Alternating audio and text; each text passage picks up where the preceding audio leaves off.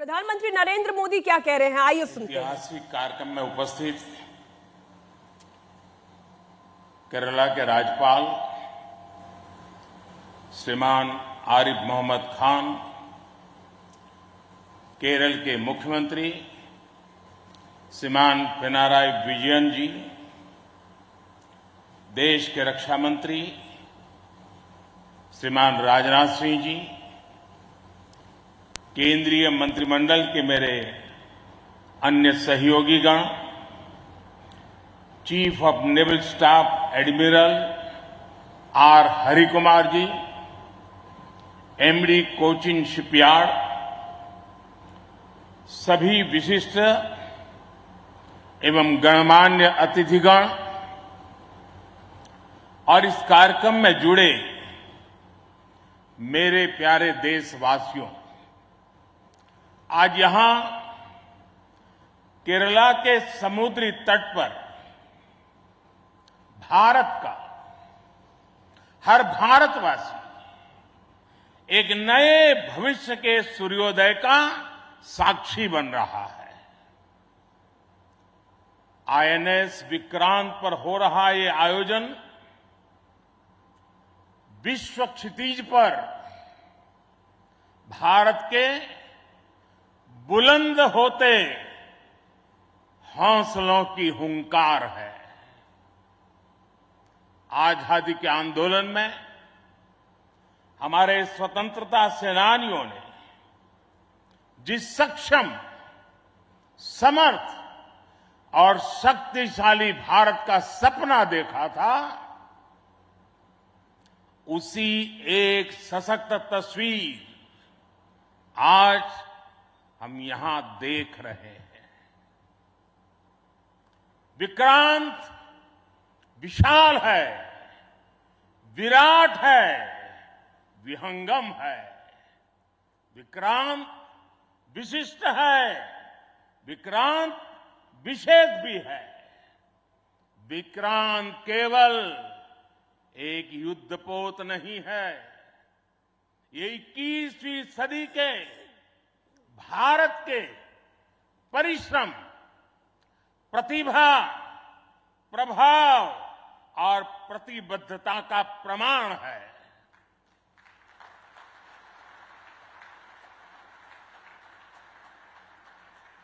यदि लक्ष्य दुरंत है, यात्राएं दिगंत है, समंदर और चुनौतियां अनंत है, तो भारत का उत्तर है विक्रांत।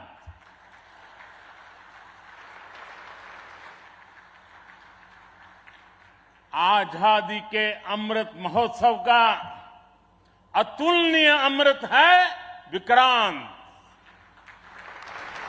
आत्मनिर्भर होते भारत का अद्वितीय प्रतिबिंब है विक्रांत।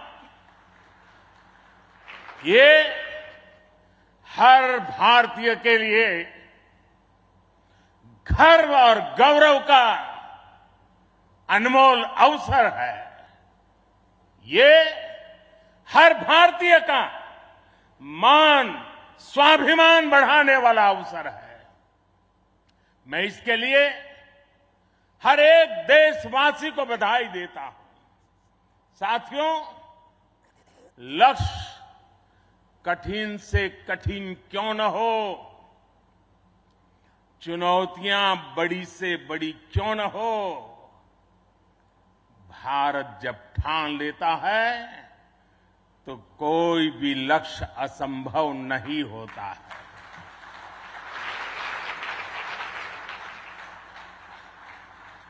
आज भारत विश्व के उन देशों में शामिल हो गया है जो स्वदेशी तकनीक से इतने विशाल एयरक्राफ्ट कैरियर का निर्माण करता है।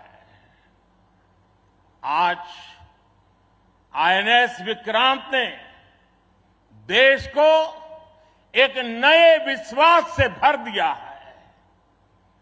देश में एक नया भरोसा पैदा कर दिया है। आज विक्रांत को देखकर समंदर की ये लहरें आह्वान कर रही है, अमर्त्य वीर पुत्र हो, अमर्त्य वीर पुत्र हो, दृढ़ प्रतिज्ञ सोच लो, प्रशस्त पुण्य पंथ है, प्रशस्त पुण्य पंथ है, बढ़े चलो, बढ़े चलो, बढ़े चलो।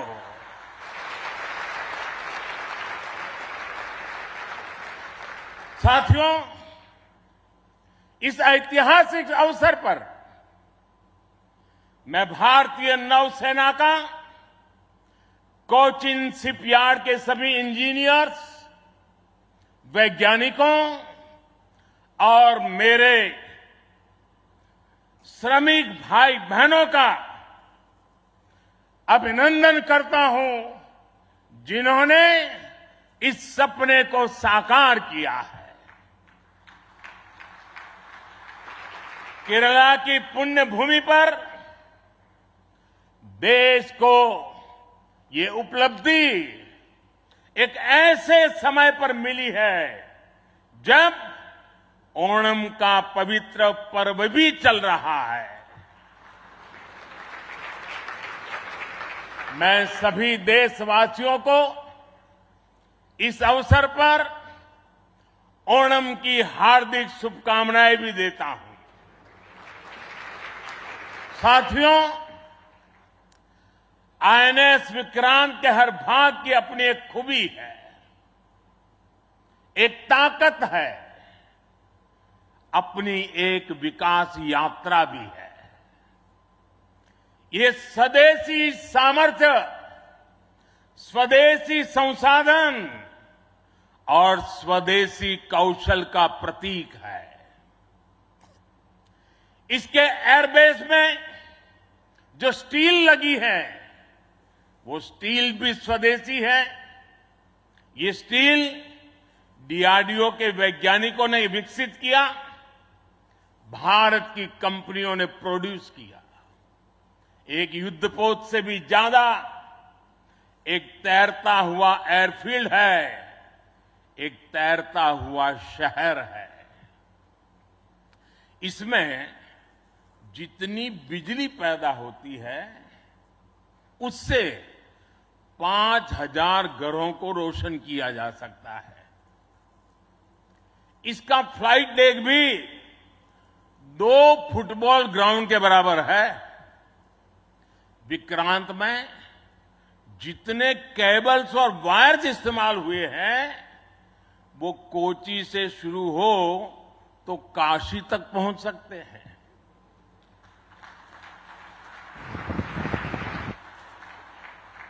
ये जटिलता हमारे इंजीनियर्स की जीवटता का उदाहरण है। मेगा इंजीनियरिंग से लेकर नैनो सर्किट्स तक पहले जो भारत के लिए अकल्पनीय था, वो हकीकत में बदल रहा है। साथियों, इस बार स्वतंत्रता दिवस पर मैंने लाल किले से पंच प्राण का आह्वान किया और हमारे हरि जी ने भी इसका उल्लेख किया। इन पंच प्राणों में पहला प्राण है विकसित भारत का बड़ा संकल्प, दूसरा प्राण है गुलामी की मानसिकता का संपूर्ण त्याग, तीसरा प्राण है अपनी विरासत पर गर्व, चौथा और पांचवा प्राण है देश की एकता, एकजुटता और नागरिक कर्तव्य। आईएनएस विक्रांत के निर्माण और इसकी यात्रा में हम इन सभी पंच प्राणों की ऊर्जा को देख सकते हैं। आईएनएस विक्रांत इस ऊर्जा का जीवन संयंत्र है। अभी तक इस तरह के एयरक्राफ्ट कैरियर केवल विकसित देश ही बनाते थे। आज भारत ने इस लीग में शामिल होकर विकसित राष्ट्र की दिशा में एक और कदम बढ़ा दिया है। साथियों, जल परिवहन के क्षेत्र में भारत का बहुत गौरवमयी इतिहास रहा है। हमारी समृद्ध विरासत रही है। हमारे यहां नौकाओं और जहाजों से जुड़े श्लोकों में बताया गया है, दीर्घिका तरणी ही लोला गत्वरा गामिनी तरीही जंगाला प्लाविनी चैव धारिणी वेगिनी तथा। ये हमारे शास्त्रों में इतना वर्णन है। दीर्घिका तरुणी लोला गत्वरा गामिनी जंगाला प्लाविनी धारिणी वेगिनी। हमारे यहां जहाजों और नौकाओं के अलग अलग आकार और प्रकार होते थे। हमारे वेदों में भी नौकाओं, जहाजों और समुद्र से जुड़े कितने ही मंत्र आते हैं। वैदिक काल से लेकर गुप्त काल और मौर्य काल तक भारत के समुद्री सामर्थ्य का डंका पूरे विश्व में बजता था। छत्रपति वीर शिवाजी महाराज ने इस समुद्री सामर्थ्य के दम पर ऐसी नौसेना का निर्माण किया जो दुश्मनों की नींद उड़ाकर रखती थी। जब अंग्रेज भारत आए तो वो भारतीय जहाजों और उनके जरिए होने वाले व्यापार की ताकत से घबराए रहते थे। इसलिए उन्होंने भारत की समुद्री सामर्थ्य की कमर तोड़ने का फैसला लिया। इतिहास गवाह है कि कैसे उस समय ब्रिटिश संसद में कानून बनाकर भारतीय जहाजों और व्यापारियों पर कड़े प्रतिबंध लगाए दिए गए थे।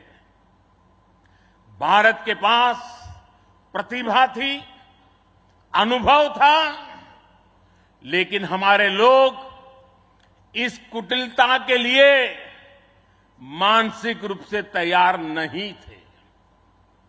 हम कमजोर पड़े और उसके बाद गुलामी के कालखंड में अपनी ताकत को धीरे धीरे भुला बैठे।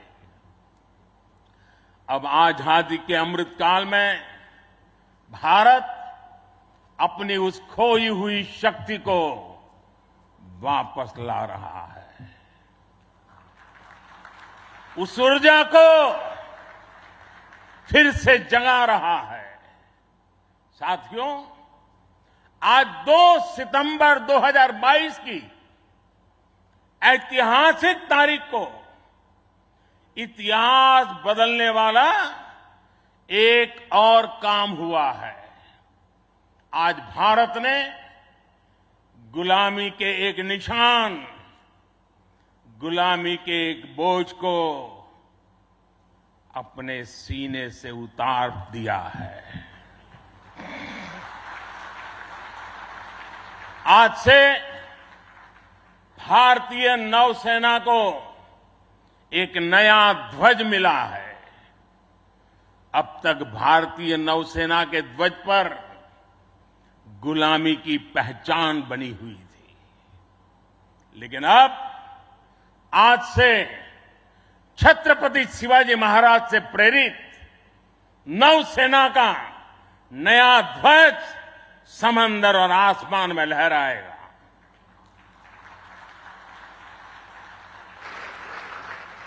कभी रामधारी सिंह दिनकर जी ने अपनी कविता में लिखा था, नवीन सूर्य की नई प्रभा, नवीन सूर्य की नवीन प्रभा, नमो नमो नमो, नमो स्वतंत्र भारत की ध्वजा, नमो नमो नमो। आज इसी ध्वज वंदना के साथ मैं ये नया ध्वज नौसेना के जनक छत्रपति वीर शिवाजी महाराज को समर्पित करता हूं।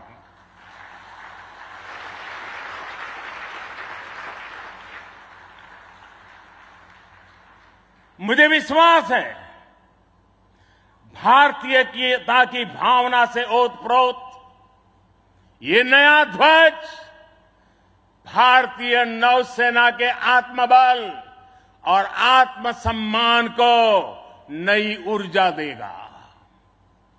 साथियों, हमारी सेनाओं में किस तरह बदलाव आ रहा है, उसका एक और अहम पक्ष मैं सभी देशवासियों के सामने रखना चाहता हूं।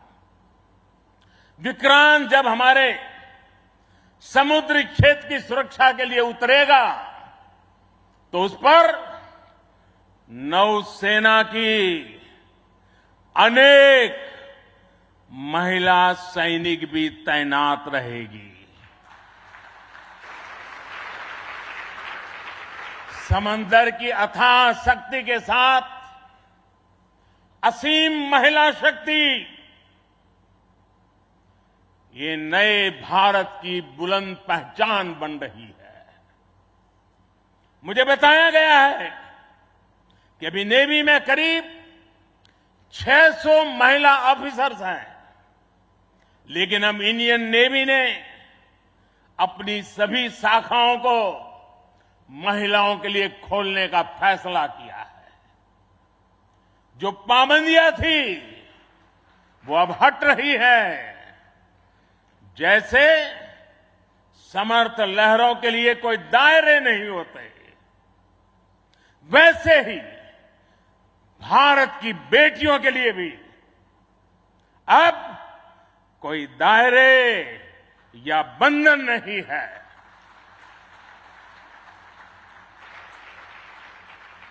अभी 1-2 साल पहले विमेन ऑफिसर्स ने तारिणी बोट से पूरी पृथ्वी की परिक्रमा की थी।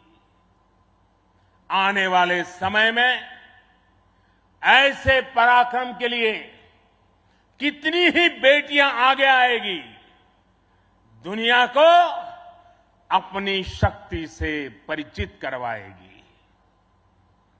नेवी की तरह ही तीनों सशस्त्र सेनाओं में युद्धक भूमिकाओं में महिलाओं को शामिल किया जा रहा है। उनके लिए नई जिम्मेदारियों के रास्ते खोले जा रहे हैं। साथियों, आत्मनिर्भरता और आजादी को एक दूसरे का पूरक कहा जाता है। जो देश जितना किसी दूसरे देश पर निर्भर है, उतना ही उसके लिए संकट है। जो देश जितना आत्मनिर्भर है, वो उतना ही सशक्त है। कोरोना के संकट काल में हम सभी ने आत्मनिर्भर होने की इस ताकत को देखा है, समझा है, अनुभव किया है। इसलिए आज भारत आत्मनिर्भर होने के लिए पूरी शक्ति से काम कर रहा है। आज अगर अथाह समंदर में भारत की ताकत का उद्घोष करने के लिए आईएनएस विक्रांत तैयार है, तो अनंत आकाश में यही गर्जना हमारे तेजस कर रहे हैं। इस बार 15 अगस्त को पूरे देश ने लाल किले से स्वदेशी तोप की हुंकार भी सुनी है। आजादी के 75 साल बाद सेनाओं में रिफॉर्म करके भारत अपनी सेनाओं को निरंतर आधुनिक बना रहा है, आत्मनिर्भर बना रहा है। हमारी सेनाओं ने ऐसे उपकरणों की एक लंबी लिस्ट भी बनाई है जिनकी खरीद अब स्वदेशी कंपनियों से ही की जाएगी। डिफेंस सेक्टर में रिसर्च और डेवलपमेंट के लिए 25% बजट भी देश की यूनिवर्सिटीज और देश की कंपनियों को ही उपलब्ध कराने का निर्णय लिया गया है। तमिलनाडु और उत्तर प्रदेश में 2 बड़े डिफेंस कॉरिडोर भी विकसित हो रहे हैं। डिफेंस सेक्टर में आत्मनिर्भरता के लिए उठाए जा रहे इन कदमों से देश में रोजगार के अनेकों नए अवसर पैदा हो रहे हैं। साथियों, एक बार लाल किले से मैंने नागरिक कर्तव्य इसकी भी बात कही है। इस बार मैंने उसको दोहराया भी है। बूंद बूंद जल से जैसे विराट समंदर बन जाता है, वैसे ही भारत का एक एक नागरिक वोकल फॉर लोकल, अगर वोकल फॉर लोकल के मंत्र को जीना प्रारंभ कर देगा तो देश को आत्मनिर्भर बनने में अधिक समय नहीं लगेगा। जब सभी देशवासी लोकल के लिए वोकल होंगे तो उसकी गूंज सिर्फ भारत में ही नहीं बल्कि पूरी दुनिया में सुनाई देगी। और देखते ही देखते दुनिया के जो भी मैन्युफैक्चरर होंगे उनको भी मजबूरन भारत में आकर के मैन्युफैक्चरिंग के रास्ते पर चलना पड़ेगा। ये ताकत एक एक नागरिक के अपने आप में तजुर्बे में है। साथियों, आज जिस तेजी से वैश्विक परिवेश बदल रहा है, वैश्विक परिदृश्य बदल रहा है, उसने विश्व को मल्टीपोलर बना दिया है। इसलिए आने वाले समय में भविष्य की गतिविधियां और सक्रियता का केंद्र कहां होगा, ये भविष्य दृष्टि बहुत जरूरी हो जाती है। उदाहरण के तौर पर पिछले समय में इंडो पैसिफिक रीजन और इंडियन ओशन में सुरक्षा चिंताओं को लंबे समय तक नजरअंदाज किया जाता रहा, लेकिन आज ये क्षेत्र हमारे लिए देश की बड़ी रक्षा प्राथमिकता है। इसलिए हम नौसेना के लिए बजट बढ़ाने से लेकर उसकी क्षमता बढ़ाने तक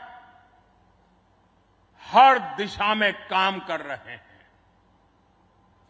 आज चाहे ऑफशोर पेट्रोल वेसल्स हो, सबमरीन्स हो या एयरक्राफ्ट कैरियर्स हो, आज भारत की नौसेना की ताकत अभूतपूर्व गति से बढ़ रही है।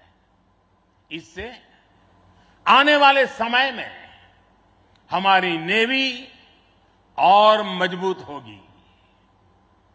ज्यादा सुरक्षित सी लेन्स, बेहतर मॉनिटरिंग और बेहतर प्रोटेक्शन से हमारा एक्सपोर्ट, मैरीटाइम ट्रेड और मैरीटाइम प्रोडक्शन भी बढ़ेगा। इससे केवल भारत ही नहीं बल्कि दुनिया के दूसरे देशों और विशेषकर हमारे पड़ोसी मित्र राष्ट्रों के लिए व्यापार और समृद्धि के नए रास्ते खुलेंगे। साथियों, हमारे यहां शास्त्रों में कहा जाता है, और बहुत महत्वपूर्ण बात कही जाती है और जिस बात को हमारे लोगों ने संस्कार के रूप में जिया है। हमारे यहां शास्त्रों में कहा गया है, विद्या विवादाय धनम मदाय शक्ति ही परेशान परपीडनाय खलस्य साधो विपरीतम एतत् ज्ञानाय दानाय च रक्षणाय। अर्थात दुष्ट की विद्या विवाद करने के लिए, धन घमंड करने के लिए और शक्ति दुष्करों को प्रताड़ित करने के लिए होती है। लेकिन सज्जन के लिए ये ज्ञान, दान और कमजोर की रक्षा का जरिया होता है। यही भारत का संस्कार है। इसलिए विश्व को सशक्त भारत की ज्यादा जरूरत है। मैंने एक बार पढ़ा था कि एक बार जब डॉक्टर एपीजे अब्दुल कलाम से किसी ने पूछा कि आपका व्यक्तित्व तो बड़ा शांति प्रिय है, आप तो बड़े शांत व्यक्ति लगते हैं, तो आपको हथियारों की क्या जरूरत लगती है? कलाम साहब ने कहा था, शक्ति और शांति एक दूसरे के लिए जरूरी है। और इसलिए आज भारत बल और बदलाव दोनों को एक साथ लेकर चल रहा है। मुझे विश्वास है, सशक्त भारत शांत और सुरक्षित विश्व का मार्ग प्रशस्त करेगा। इसी भाव के साथ हमारे बहादुर जवानों को, वीर सेनानियों को आदरपूर्वक उनका गर्व करते हुए आज के इस महत्वपूर्ण अवसर को उनकी वीरता को समर्पित करते हुए आप सबका मैं हृदय से बहुत बहुत धन्यवाद करता हूं।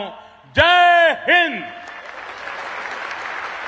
देवियों और सज्जनों, भारत के प्रधानमंत्री श्री नरेंद्र मोदी की भव्य उपस्थिति में एक बुलंद आवाज में मेरे साथ 3 जय पुकारेंगे। आईएनएस विक्रांत की, भारतीय नौसेना की, भारत माता की। तो आपने प्रधानमंत्री नरेंद्र मोदी को सुना। आईएनएस विक्रांत की शोभा में, उनकी तारीफ में इतने कसीदे उन्होंने पढ़े। विराट, विशाल, विहंगम, विशेष, ये है नेवी का आईएनएस विक्रांत। इंडिया टीवी हर वक्त हर जगह डाउनलोड करने के लिए सर्च करें India TV news Google play store या ऐप स्टोर पर।